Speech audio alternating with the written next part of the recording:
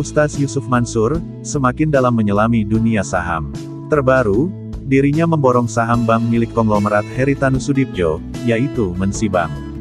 Dia membeli saham perusahaan berkode BABP itu, lewat konsorsium yang dipimpinnya.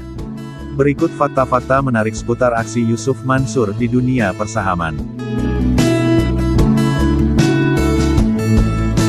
1. Menggeluti bisnis sejak lama. Selain berkiprah di dunia dakwah, Yusuf Mansur memang diketahui cukup giat bergelut dengan bisnis. Pada 1996, dia sudah mulai menjajal bisnis informatika. Namun usahanya gagal, dan membuatnya terlilit utang hingga masuk penjara selama 2 bulan. Dari panggung dakwah, dia mulai melanjutkan keinginannya menjadi pengusaha, di mana dirinya juga pernah menjalankan bisnis penghimpunan dana investasi, yang bernama Kondotel Moyavidi. Namun bisnisnya itu tidak berjalan mulus karena tersandung masalah perizinan. Bahkan Yusuf Mansur, sempat diadukan oleh investornya dengan tuduhan penipuan investasi.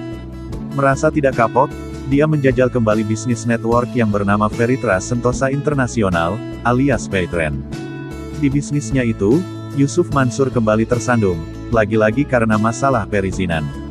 Paytrend yang melayani fasilitas pembayaran uang elektronik itu, dihentikan oleh Bank Indonesia, BI, lantaran belum mendapatkan izin.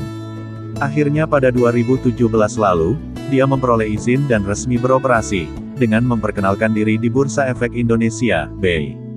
Dalam perkenalan tersebut, PAM juga meluncurkan 2 produk reksadana syariahnya, yang bernama Dana Falah dan Dana Safa.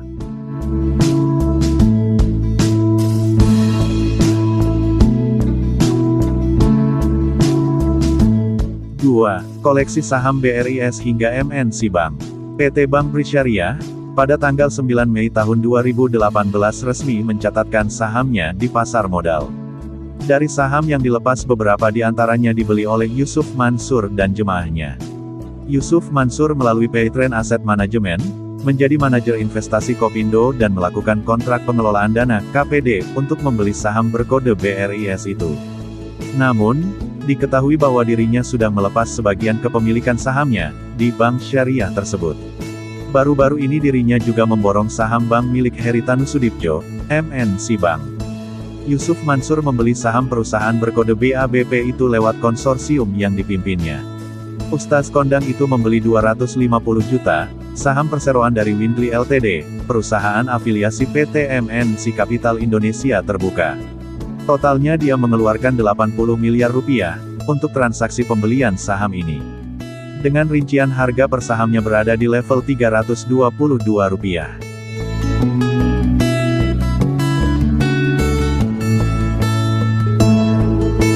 3. Rajin kaji saham. Yusuf Mansur, pernah membahas mengenai saham PT Garuda Indonesia Tbk, GIAA.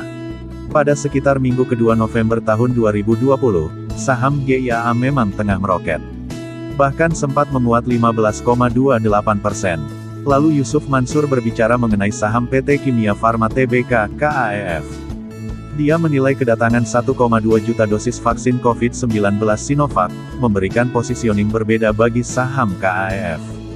Saham BUMN Konstruksi juga tak luput dari perhatiannya. Ustaz Yusuf Mansur, pernah menyarankan investor untuk mengamankan saham-saham perusahaan konstruksi alias kontraktor BUMN, yakni PT Adikarya Persero Tbk dan PT Waskita Karya Persero Tbk.